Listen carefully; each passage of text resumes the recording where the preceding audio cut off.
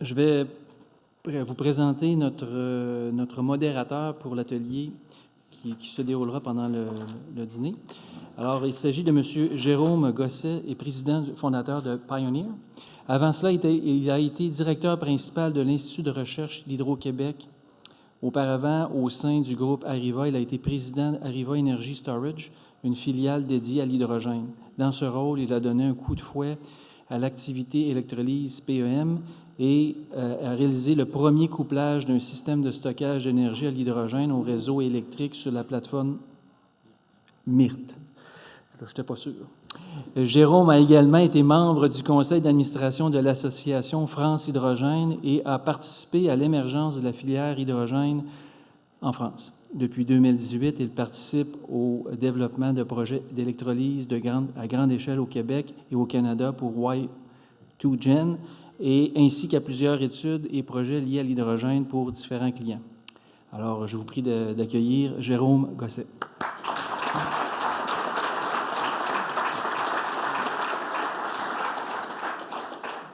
Bonjour à toutes, bonjour à tous. Y2Gen est heureuse et fière de présenter cette plénière qui va se dérouler en anglais.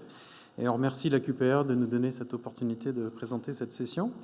Avant d'introduire notre intervenant, Daryl Wilson, qui est le directeur exécutif du Conseil de l'hydrogène, je voudrais prendre quelques instants pour présenter Y2Gen. Alors, est-ce que ça fonctionne? Pardon? C'est supposé. Ça passe pas. Bah. Ah, voilà, pardon. Voilà. Hop, OK. On va y arriver. Voilà. Je voulais donc partager sur la mission d'Y2Gen, donc qui est de développer des projets de production d'hydrogène à très grande échelle et d'exploiter ces installations pour produire cet hydrogène et commercialiser cet hydrogène soit directement, soit sous la forme de différents combustibles propres, qu'on appelle e-fuel en anglais, et qui, comme vous le voyez là sur la schématisation, peuvent être de l'ammoniac, du méthanol, du gaz naturel renouvelable ou d'autres carburants liquides de synthèse comme du diesel de synthèse ou des combustibles pour l'aviation. La stratégie d'Y2Gen, c'est d'aller vers la grande échelle et puis la multiplication de projets à travers le monde pour faire baisser les coûts de ces carburants. Alors pour atteindre ces ambitions, le groupe Y2Gen, qui a maintenant depuis 2019 une filiale ici au Canada à Montréal, une filiale en Norvège et puis une filiale en France qui a été créée plus récemment, a réuni au sein de son capital plusieurs actionnaires stratégiques. Le premier d'entre eux, c'est Trafigura, qui est un grand groupe de trading international de toutes sortes de commodités, dont les carburants, et qui est à la recherche de sécuriser des approvisionnements de carburants verts, donc qui était rentré au capital en 2019. Et puis des investisseurs financiers qui sont rentrés plus récemment, donc un grand fonds d'investissement européen qui s'appelle I24, qui est dédié à la mise à l'échelle de l'hydrogène, donc qui fait des très très gros investissements dans l'hydrogène, et c'était une levée de fonds qui a eu lieu au début de cette année. À cette occasion, la Caisse des dépôts du Québec est rentrée au capital d'Y2Gen.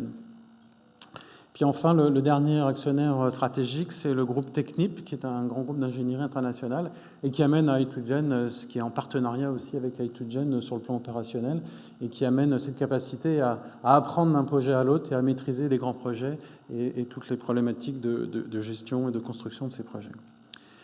Alors un des axes importants pour Y2Gen dans le développement, c'est la production d'ammoniac vert pour en particulier le commerce, les navires commerciaux sur les grandes routes internationales. Et Y2Gen est en train de développer un réseau de stations d'alimentation de ces navires-là avec Trafigura. Et pour faire écho aux propos du ministre Julien hier, puis à propos de Mathieu Paillard tantôt, même si Y2Gen développe cette production pour l'usage maritime, qui reste un débouché majeur pour l'ammoniac vert, on a vu émerger ces derniers mois le besoin en particulier de se rendre moins dépendant de la Russie, alors pas seulement sur le gaz naturel, mais aussi sur certaines matières premières et les produits agricoles. Et donc on a vu émerger l'opportunité de développer, à côté de ces sites de production d'ammoniac vert, des usages locaux de l'ammoniac pour des besoins locaux. Donc en particulier, on pense aux engrais, aux fertilisants, et puis aussi au nitrate d'ammonium, qui est un explosif qui est utilisé par exemple dans l'industrie minière. Et donc, on développe aujourd'hui avec Hy2Gen un projet à Bécomo. Certains en ont entendu parler. Il y a eu quelques articles dans la presse à ce sujet. Et donc, autour de ce projet-là, on va être capable, grâce à un projet de production d'hydrogène et donc d'ammoniac vert à grande échelle, d'attirer des productions qui n'existent pas ou peu aujourd'hui au Québec, à la fois de fertilisants et d'explosifs. Alors, les perspectives internationales sur des enjeux régionaux ou locaux, c'est un des thèmes de la conférence de notre intervenant aujourd'hui. Et donc, je vais continuer en anglais pour introduire son intervention.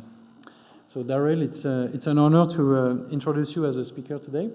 Daryl Wilson had a 30-year career in environmental innovation with Dofasco, Toyota, among others, and most recently with Hydrogenics, now Cummins. At each of these organizations, Daryl led with innovative, first-of-a-kind change initiatives. Daryl has spent the last 15 years working in the hydrogen energy sector.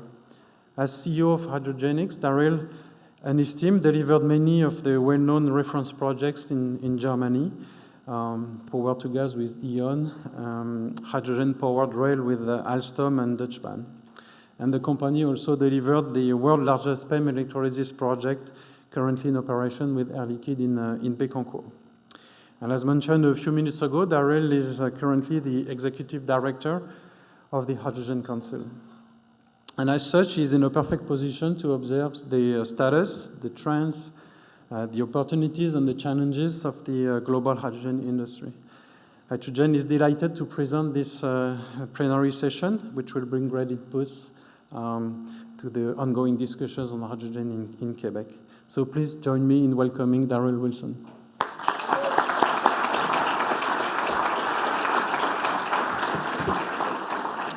Good afternoon. It's a great pleasure to be with you.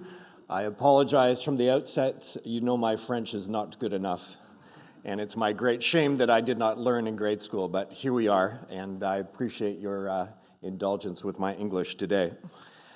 Hydrogen is a new kid on the block, a newcomer to town, and it's great that AQPER and Gabrielle has made room in this room for hydrogen. Some places in the world, the renewable energy industry kind of regards this new friend a little bit suspiciously and makes sure it's not in the room. But here in Quebec City, it's in the room, and that's a great credit to the leadership of this organization that you have made room for hydrogen. And let me tell you that hydrogen will become the life of your party and multiply the benefit of renewable energy. So this newcomer will be lots of fun indeed, but I understand if it seems a little bit like a foreigner who doesn't speak the local language just yet. So please stay tuned. And congratulations to the ministry and to Matthew with your new role. It was a historical moment, I think, yesterday to witness the announcement of the new strategy. And of course, today there's many questions about implementation. That's normal after a strategy appears. But I know that you will work out together how to capitalize on this great opportunity that has been opened now. This is the biggest news in hydrogen in Canada by far. The amount of funding in this announcement, the nuance of the strategy, the targets, the most sophisticated and the most advanced step made already in Canada. So congratulations on the big step forward yesterday with the new strategy. Hydrogen is going to be a complementary addition to the energy system that we have now, and it will open up new possibilities to move low-carbon energy into new areas. And I want to talk a few minutes about just how hydrogen will make that contribution. But first, just a brief note about the Hydrogen Council.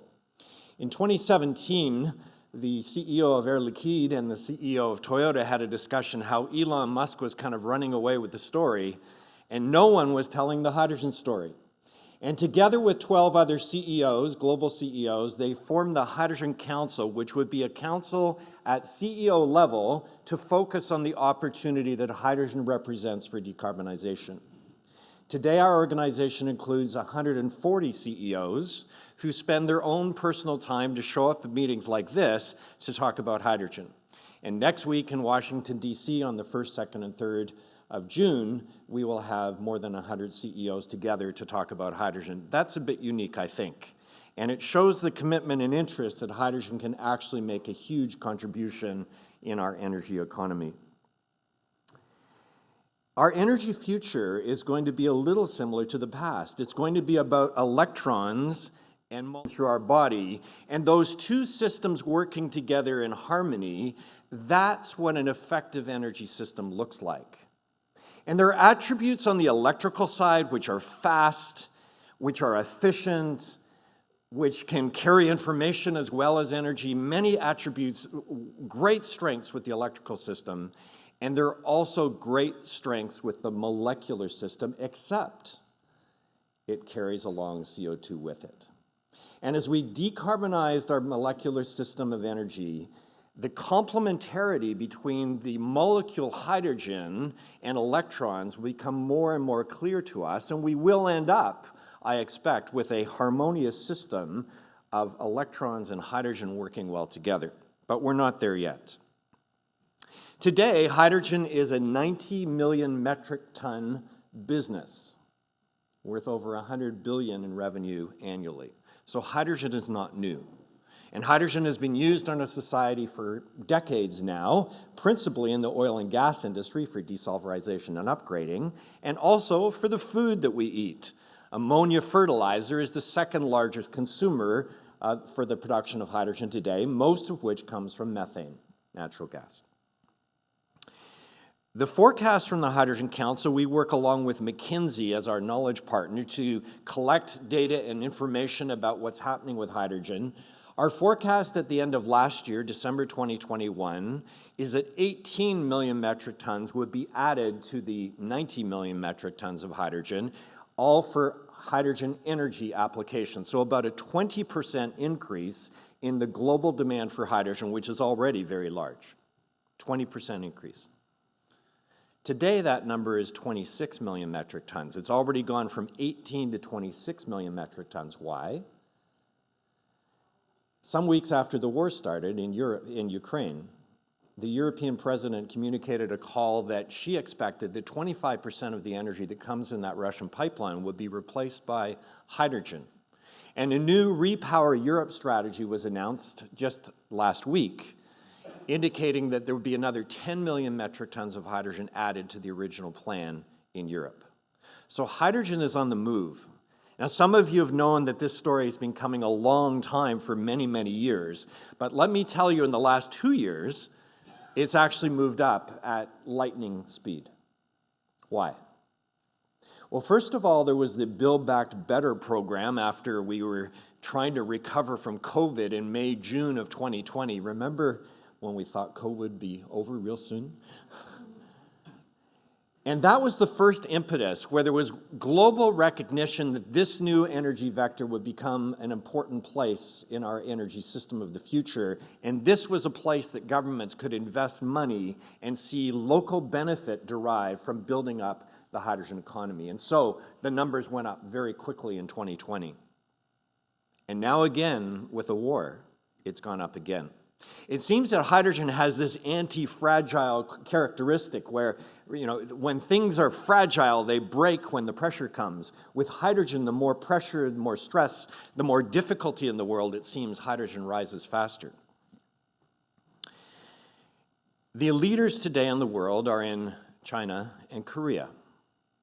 Those are the places where strategy, like the one that we heard yesterday, have been put into practice, gone through implementation. The funding mechanisms actually are being dispensed, and new vehicles and new installations, a new generation of hydrogen is being installed. In fact, I was rather proud of my accomplishment in my former role as the CEO of Hydrogenics. We helped Air Liquide to put in the facility at Bécancour at 20 megawatts. That was a world record until 2 months ago, when a facility 10 times larger started in China at 200 megawatts. It just gives you a sense of the pace of change that's happening right now. France and Germany are also very active in this area, and I heard mention earlier from Matthew that you are interacting and conversing with the developments there. 9 billion of funding in France, almost 11 billion of funding in Germany. The 1.5 billion announced here is in proportion to the size of the country and the population, quite significant for sure, certainly proportionate. So you're off to a very, very good start. Now, what's hydrogen going to do? I love the way that Bill Gates, in his book, How to Avert a Climate Disaster, talks about, in very simple terms, we need to address how we get around and how we feed ourselves and how we make things and how we stay warm and get cool in the summer. And hydrogen has a role to play across all of these applications, but it's going to take time for us to develop these applications and see them to grow into fruition. On the slide that Mathieu had up earlier, a large proportion of your CO2 emissions are actually coming from transport. And I won't take time to go into a lot of detail here, but some might think that, oh, the story is over on transport and we'll all be driving battery electric vehicles, and Elon Musk was right after all. And yes, indeed, he's partly right, and it is a critical solution. But hydrogen is going to play a very significant role in transport too. And you may not see that yet here. Last year, the number of fuel cell vehicles increased by 60%, now to 50,000 vehicles on the road. That's a bigger number than perhaps you knew. And in the heavy transport area, it is unlikely that battery technology will be able to carry the payloads, the distance that we expect to move goods around in our society, and hydrogen will play that role.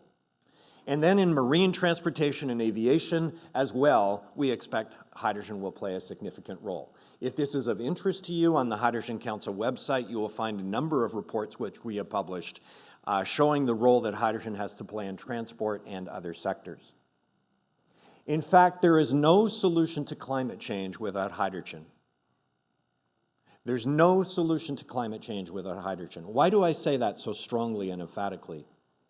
Because hydrogen will contribute 20% of the total solution. It's that large. And you can find that in our report on the Hydrogen Council website, Hydrogen for Net Zero, that was published at COP26 last year.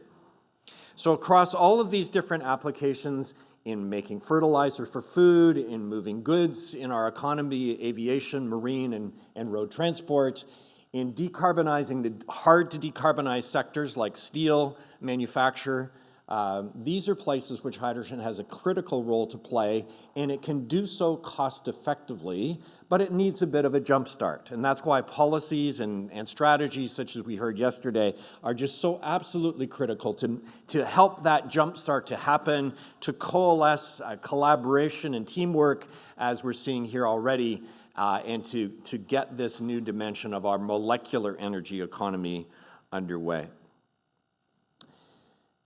Now, I was able to have a number of nice conversations in the hallway and dinner last night, and let me tell you, my experience of being here is I immediately feel the entrepreneurial spirit of Quebec.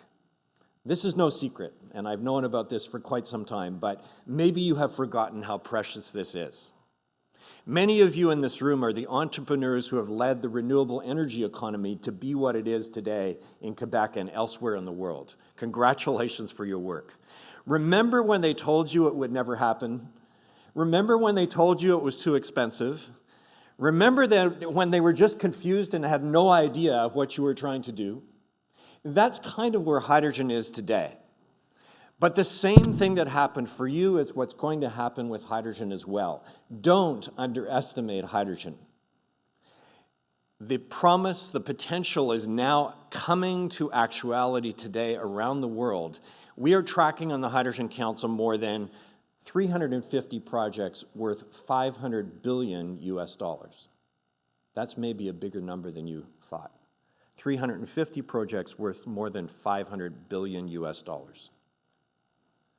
So already the scaling is happening. Already hydrogen is moving into many of these new applications. And there will be increasing numbers of projects, not demonstration projects, but projects at scale, such as you have already in Bécancour, Quebec, And then as I listen to these discussions in the hallway with many of you entrepreneurs, I'm hearing about sustainable aviation fuel and development in Montreal. I'm hearing about methanol and marine fuel development in Varennes. Many, many fascinating project developments that are already in seed form with that entrepreneurial vision and mindset and energy that you have here in this province. So I applaud you and congratulate you for your leadership. And I'm very honored to come and share this little special piece of history with you over these last couple of days. And I wish you every success. Thank you very much.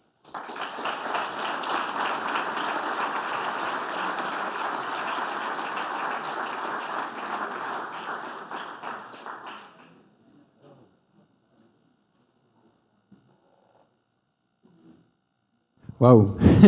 Thank you for this inspiring talk, Daryl.